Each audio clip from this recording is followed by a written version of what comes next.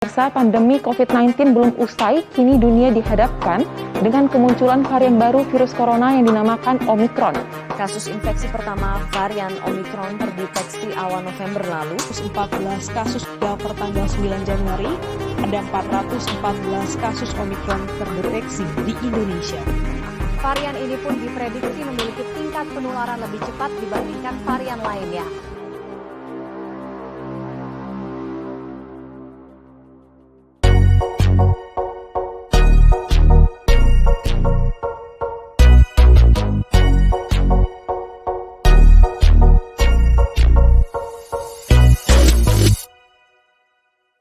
Bismillahirrahmanirrahim. Assalamualaikum warahmatullahi wabarakatuh.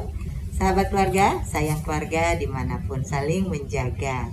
Kita berjumpa kembali dengan podcast Saga yang kali ini kita berbincang-bincang seputar upaya-upaya dan ikhtiar kita untuk mencegah penyebaran Omicron, virus COVID-19 dengan varian yang terbaru. Nah, sahabat keluarga, untuk mengetahui upaya-upaya jitu agar kita semua terhindar dari Omicron, kita saksikan bersama terlebih dahulu video taping sebagai berikut. Saat ini kasus konfirmasi Omicron di Indonesia telah mencapai 46 kasus.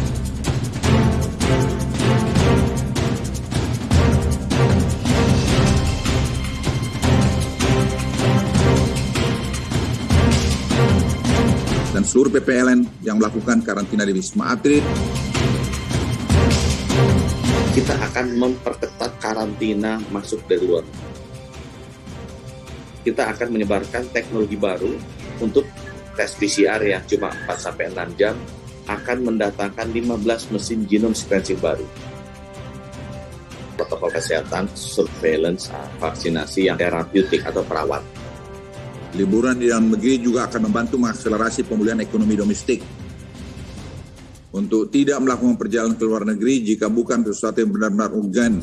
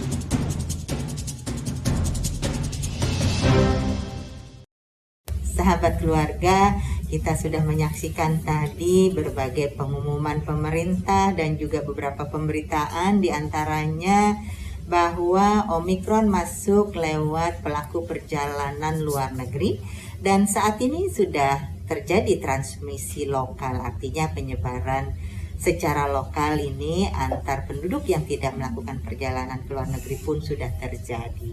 Nah, sahabat keluarga, untuk melihat mengetahui sejauh mana ikhtiar-ikhtiar yang dapat kita lakukan bersama untuk mencegah penyebaran yang semakin luas dari Omicron ini, kita sudah kedatangan dua orang narasumber. Yang pertama adalah Ibu Tintin Muftini. Assalamualaikum Bu Tintin. Waalaikumsalam Ibu. Dan yang kedua adalah Ibu Sika Winarni. Assalamualaikum Bu Sika. Waalaikumsalam warahmatullahi wabarakatuh Ibu. Nah, Bu Tintin dan Bu Sika nih, tadi kita sudah melihat ya tayangan-tayangan betapa kemudian pelaku perjalanan luar negeri itu juga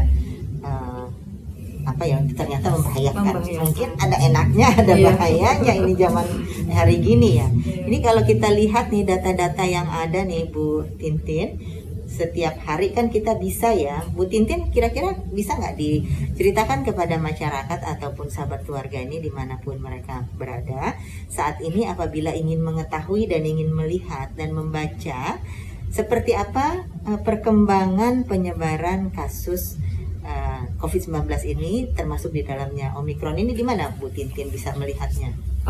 Baik Ibu, menurut jakarta.go.id ya Ibu, bahwa penyebaran Omikron khususnya Ibu ya, jadi perbandingannya itu memang kalau untuk khusus Omikron itu lebih banyak dari PPLN. PPLN itu adalah pelaku perjalanan luar negeri. Namun juga untuk transmisi lokal juga cukup banyak juga Ibu. Jadi dengan kata lain, kalau untuk kita ini masyarakat kebanyakan, kalau memang yang keluar negeri itu kan biasanya orang-orang yang mampu ya Ibu ya. Tapi untuk kita nih kebanyakan transmisi lokal itu ternyata banyak juga gitu Ibu. Banyak sehingga, juga ya, terjadi. Betul. Sehingga memang yang 5M itu memang harus tetap dijaga dan memang harus lebih ditingkatkan lagi. Lebih ditingkatkan. Nah, betul. Sahabat keluarga ini jadi kalau mau ingin mengetahui perkembangan penularan COVID-19 dan angka-angkanya ini silahkan buka corona.jakarta.go.id atau ada juga yang sudah disajikan dalam bentuk data-data olahan yaitu di situs-situs resmi Pemprov DKI Jakarta, ada melalui Instagramnya, yakni Instagramnya dkijakarta.go.id dan juga Jakarta Smart City tentunya. Nah di sana kita bisa lihat secara total kasus harian memang ini penyebaran transmisi lokalnya jauh lebih tinggi dibandingkan pelaku perjalanan luar negeri secara total seluruh varian. Namun kalau kita lihat untuk varian Omikron maka di sana bisa terlihat bahwa 65% penularan itu dibawa oleh pelaku perjalanan luar negeri. Sisanya 35% terjadi transmisi secara lokal. Nah, tapi secara keseluruhan jika dijumlah seluruh varian tetap saja transmisi lokal ini menempati posisi yang tinggi, 79-80% terjadinya pada transmisi lokal. Ini data-data kita bisa lihat di sana. Nah, kalau melihat data-data ini tentu saja kembali lagi mau kita pelaku perjalanan luar negeri maupun bukan pelaku perjalanan luar negeri, tetap kita harus kembali kepada protokol kesehatan. Nah, Bu Sika, kalau berbicara untuk protokol kesehatan ini di tempat Bu Sika melakukan aktivitas sehari-hari, protokol kesehatan seperti apa yang selalu ditekankan begitu Ibu? Iya. Terima kasih Bu.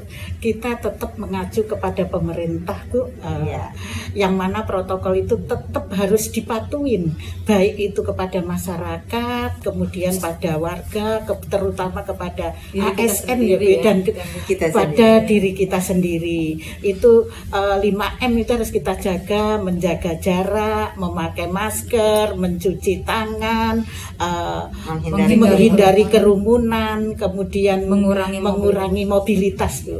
Dan satu lagi mengurangi makan bersama. 6M. Betul Bu.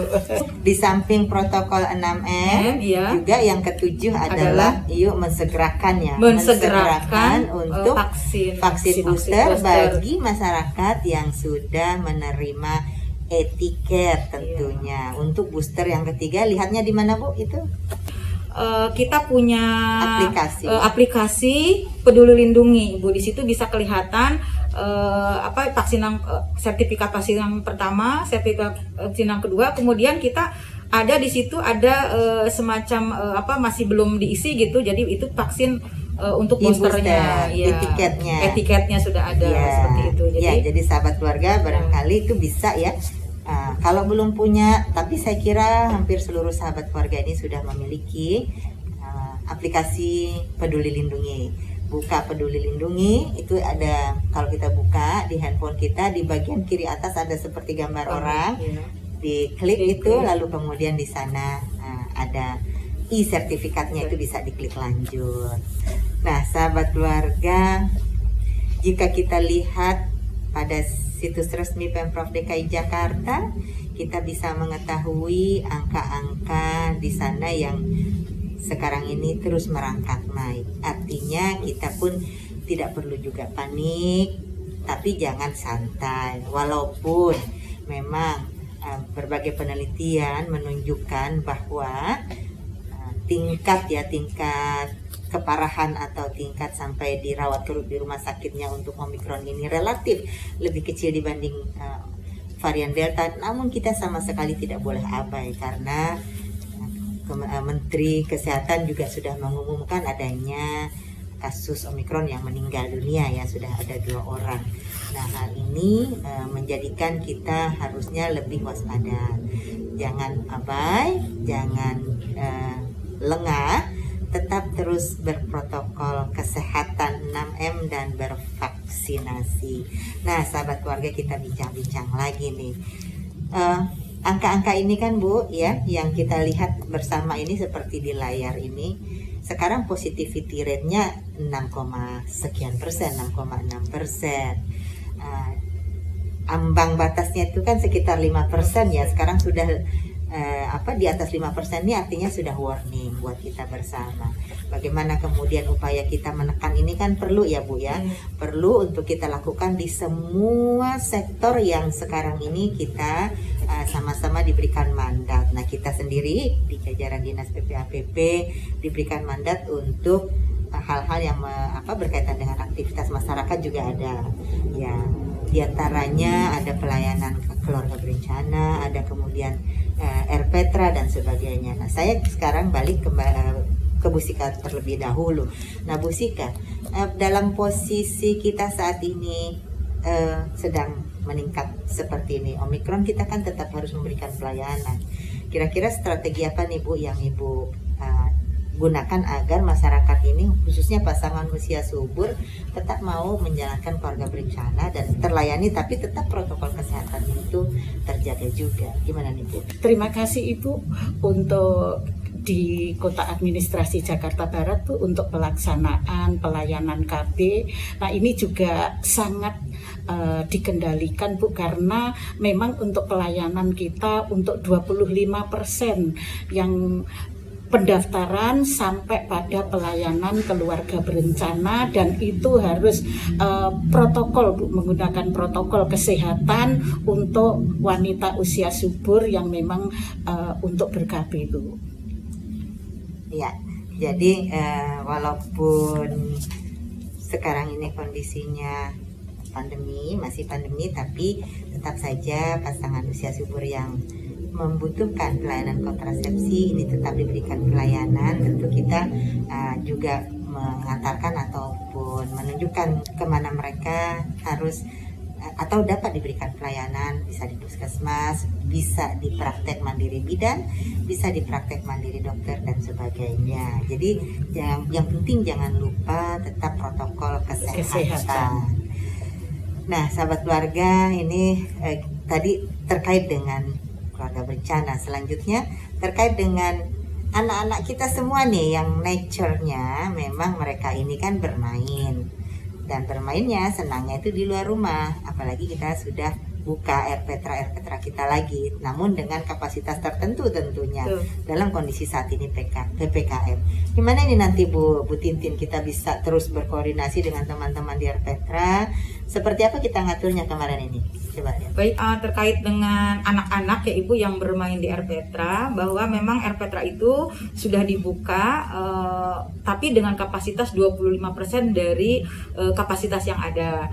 Jadi seperti itu, dengan ketentuan juga bahwa anak-anak di bawah 12 tahun harus didampingi oleh orang tua, kemudian tetap menjaga jarak, kalau mau masuk ke RPTRA juga harus mencuci tangan, dan nanti juga ada akan diperiksa dulu dengan termogan, dan juga ibunya kalau memang itu didampingin itu harus mempunyai aplikasi Peduli Lindungi. Jadi sebelum masuk itu di aplikasi lindunginya dulu, kemudian cuci tangan, kemudian baru masuk. Dan anak-anaknya itu didampingi, yang 12 tahun ke bawah tadi didampingi oleh orang tuanya. Kemudian juga dari pengelola RPTRA-nya itu sendiri juga dia harus tetap mengawasi anak-anak itu, jangan sampai anak-anak itu kalau bermain sepak bola barangkali ya Bu terlalu dekat ya, anak-anak kan biasa teriak-teriak seperti itu Bu ya, nanti kan dia akan mengeluarkan suara dan mungkin air liurnya yang nanti bisa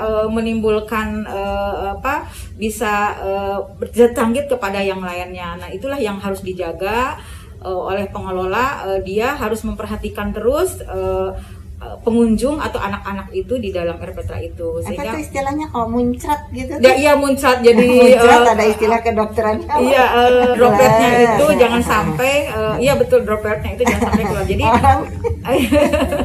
jadi tetap dia memakai masker ke dalam itu, baik itu anaknya maupun orang tuanya, seperti itu Ibu. Jadi upaya-upaya kita yang dilakukan di RPTRA, memang anak-anak sekarang itu banyak yang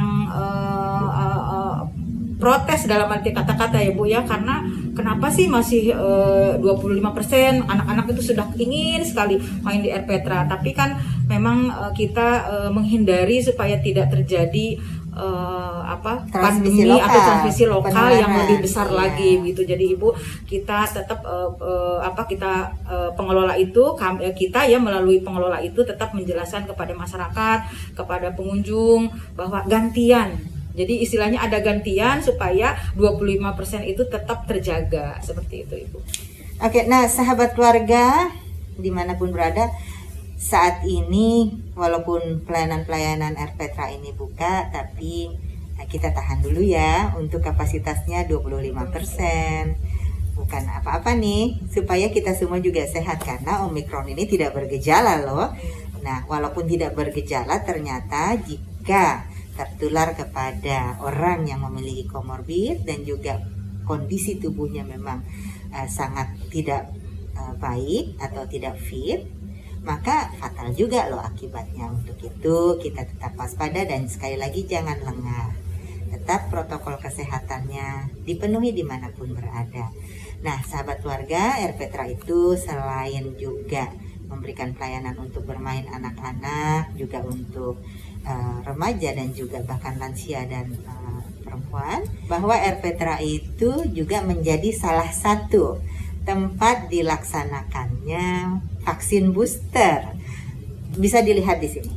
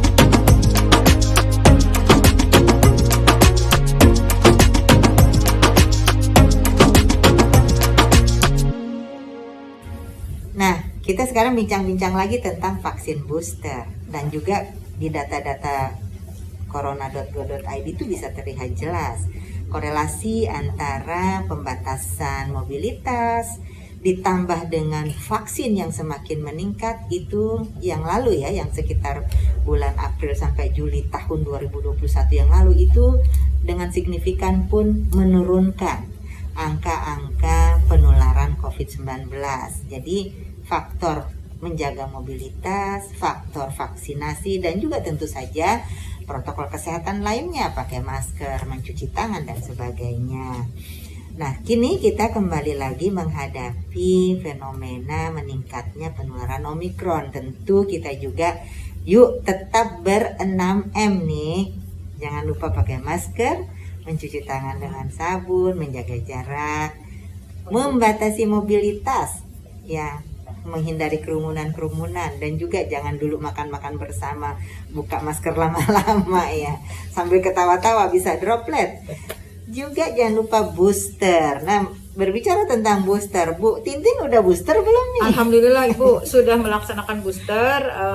Kemarin saya melaksanakan booster atau vaksin yang ketiga itu di gedung PKK Melati Jaya, Ibu. Alhamdulillah. Gedung PKK Melati Jaya di mana, Bu? Di Pasar Minggu. Alhamdulillah gedung PKK Melati Jaya itu dijadikan salah satu sarana atau tempat untuk melaksanakan vaksinasi, Ibu, seperti itu. Dan alhamdulillah dengan vaksinasi itu menjadi saya itu semakin menimbulkan kepercayaan diri yang luar biasa, Bu. Walaupun saya juga tetap yang tadi disampaikan Ibu, 6M itu tetap saya jaga. Namun itu menjadikan seperti sehat gitu. Saya tuh seperti gimana ya, percaya diri ya, gitu, tersugesti ya, bahwa dengan vaksin booster ini akan menimbulkan lebih kecil kemungkinannya untuk terpapar seperti itu. Namun dengan catatan sekali lagi tetap menjaga 6M itu untuk diri saya sendiri khususnya itu tetap dijaga, Ibu. Iya. Sahabat keluarga, salah satu cara supaya kita juga tidak terlalu resah ataupun gundah maupun bisa memanage diri agar senantiasa tetap tenang, caranya mudah, yakni ya pakai masker dimanapun berada, cuci tangan setiap habis memegang benda-benda yang bukan milik kita, apalagi sedang di luar rumah, cuci tangan dengan sabun dan air mengalir, lalu kemudian kita jaga jarak, jangan terlalu jauh. Kita sekarang nih jaga jarak dengan jarak aman. Lalu kemudian juga jangan berkerumun-kerumun dulu, jangan bermobilitas dulu jika tidak penting sekali, dan juga itu tadi buka masker lama-lama, makan bersama ini juga kita hindarkan. Dan lagi booster segerakan, apalagi yang sudah mendapatkan etiket pada Peduli Lindungi, aplikasi Peduli Lindungi. Nah, Bu Sika, bagaimana nih upaya-upaya Bu Sika untuk juga menghimbau ya, ikut menghimbau paling tidak karyawan di sekitarnya ataupun masyarakat yang jadi binaan, kelompok-kelompok kegiatan untuk senantiasa ber-6M dan juga suntik booster nih Bu Sika. Terima kasih Ibu. Nah, untuk kita melakukan edukasi Bu yang terhadap masyarakat, kebetulan kita Sudin PPAPP ini luar biasa Bu, yang selalu berdekatan dengan masyarakat langsung, yaitu kepada PKK, kemudian ada Dasawisma, kemudian ada PKT, kemudian ada PPKB RW, yaitu melakukan edukasi tentang bagaimana menjaga protokol kesehatan Bu. Yang sekarang ini Bu, untuk Omikron ini semakin hari semakin meningkat ya Bu ya.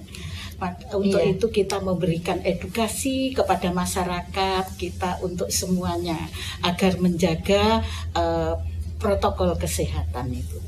Mematuhinya dan juga booster ya. Iya betul.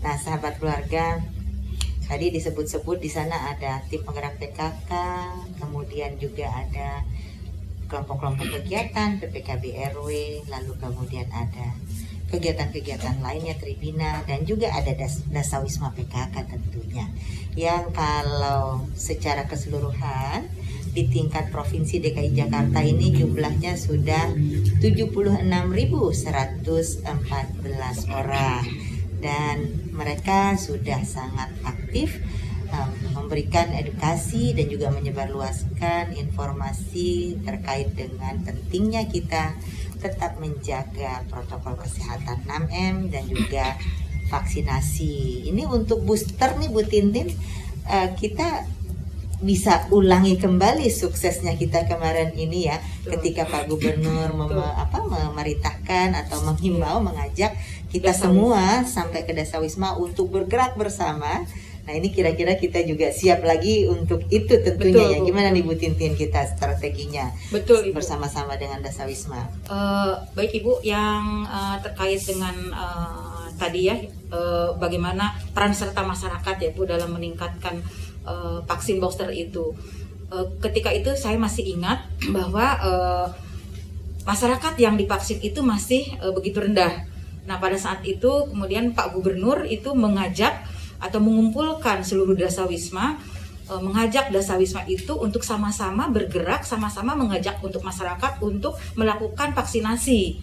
Nah ketika itu langsung dengan peran serta Dasawisma itu langsung ya orang yang divaksin itu langsung melonjak Ibu angkanya. Jadi masyarakat yang diajak Dasawisma itu dengan memberikan edukasi, memberikan mengajak, bahkan mereka sampai mengantar ke tempat pelayanan-pelayanan yang ada di sekitar mereka, di puskesmas, di RPTRA dan di sebagainya, diantar langsung oleh Dasawisma tersebut. Nah ini juga untuk yang Omikron ini agar supaya lebih ya untuk boosternya agar supaya makin menurun kasusnya gitu, bahkan mungkin insya Allah sih kita supaya terbebas daripada vaksin virus Omikron ini ya.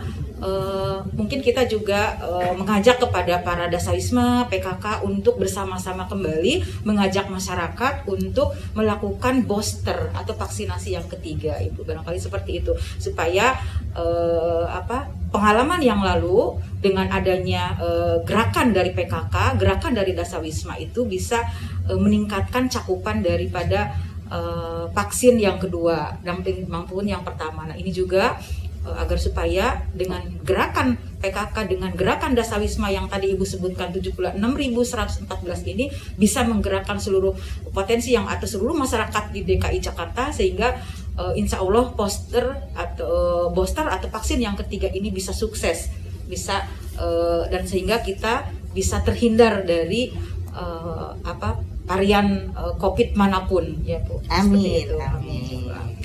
Iya, terima kasih. Ini seperti yang kita bisa saksikan, seperti berita yang ada di tayangan berikut ini, yang mana pemberitaan ini dapat kita ketahui bahwa keterlibatan Dasawisma PKK ini sangat efektif. Seperti tadi Bu Tintin sudah ceritakan, ini ternyata juga mendapatkan liputan ya, apresiasi, dan secara faktual di lapangannya demikian keadaannya, bahwa gerakan bersama Pak Dasawisma PKK ini telah membangkitkan kegairahan dan juga bahkan mengantarkan ya para sahabat keluarga ini untuk melakukan vaksin yang lalu di tahun 2021, vaksin pertama dan vaksin keduanya.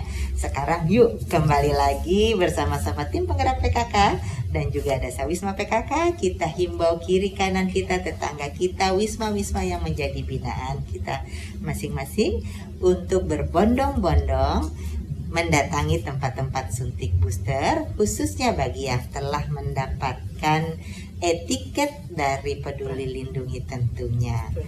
Dan sahabat keluarga, kita sampai pada penghujung podcast saga kita kali ini. Bu Sika, mungkin ada hal-hal lagi untuk closingnya yang ingin dipesankan kepada sahabat keluarga, silakan. Iya. Terima kasih. Mari kita menjaga 5, yaitu menjaga 5. Kemudian juga mari kita sukseskan untuk vaksin booster yang dilakukan oleh masing-masing wilayah, dan tetap semangat serta berbahagia. Oke, bahagia katanya kunci untuk meningkatkan imun ya. Imun booster, bahagia. Yes. Bu Tintin, ada closing statement-nya? Kalau saya Ibu untuk bagaimana supaya menghadapi adanya varian Omikron ini, supaya kita tetap tenang, tadi tetap bahagia ya. Jadi kita melakukan senantiasa melakukan aktivitas yang disenangi agar tetap produktif, Ibu, seperti itu. Jadi mungkin kita bisa melakukan olahraga ringan. Kemudian sekali-kali nggak apa-apa kita nonton sinetron, sekali-kali kita mungkin nonton film, nggak masalah. Yang penting itu aktivitas yang mempunyai kesenangan kita. Kemudian juga kita tetap bersilaturahmi supaya kita melepas rindu dengan keluarga yang jauh. Barangkali mungkin silaturahmi kan itu tidak harus kita mendatangi ya. Sekarang itu dunia aplikasi itu sudah sedemikian sampai ke kampung-kampung ya. Jadi saya mungkin dengan saudara-saudara yang di kampung saya nih, kebetulan saya orang Sumedang nih, jadi orang Sumedang bisa berkomunikasi dengan mereka melalui WA atau barangkali juga melalui video call, melalui Zoom juga sudah sampai di kampung-kampung. Jadi barangkali itu beberapa hal yang bisa kita tenang ya agar menghadapi ini. Dan juga satu lagi yang paling utama itu adalah tetap mengikuti anjuran pemerintah yang tadi sudah disampaikan berkali-kali bahwa kita harus tetap memakai masker, menjaga jarak, kemudian mencuci tangan, mengurangi mobilitas dan menghindari kerumunan. Itu barangkali. Dan satu lagi yang terakhir adalah melakukan vaksinasi booster. Itu Ibu dari saya. Baik, Bu Sika, Bu Tintin, dan sahabat keluarga dimanapun berada, kita saat ini walaupun masih di tengah suasana pandemi, dari perbincangan ini dapat dipetik beberapa hal. Satu, pandemi memang ada, kenyataannya ada, dan kecenderungan meningkat sampai dengan hari ini terlihat nyata. Namun satu, agar tetap tenang. Tenang bukan berarti abai. Tenang dan abai itu dua hal yang sangat berbeda. Tenang dalam arti agar kita dapat mengambil langkah-langkah pasti, langkah-langkah yang baik dan benar untuk menghindarkan diri dan keluarga serta lingkungan tempat kita beraktivitas dimanapun kita berada dapat kita lakukan dengan baik dan benar pula. Dan untuk meningkatkan imunitas, selain kita melaksanakan suntik booster, tentu ada hal-hal kecil yang jika dilaksanakan secara rutin itu dapat membantu menstimulasi peningkatan imunitas diri kita setiap harinya. Tadi disebutkan kenali apa hal-hal yang disukai, lakukan secara rutin ya. Olahraga kecil-kecilan sangat baik, kecil-kecilan besar-besaran. Jadi olahraga sesuai dengan maksudnya, porsi, tingkat kekuatan dan kebugaran masing-masing, sesuaikan dengan umur misalnya.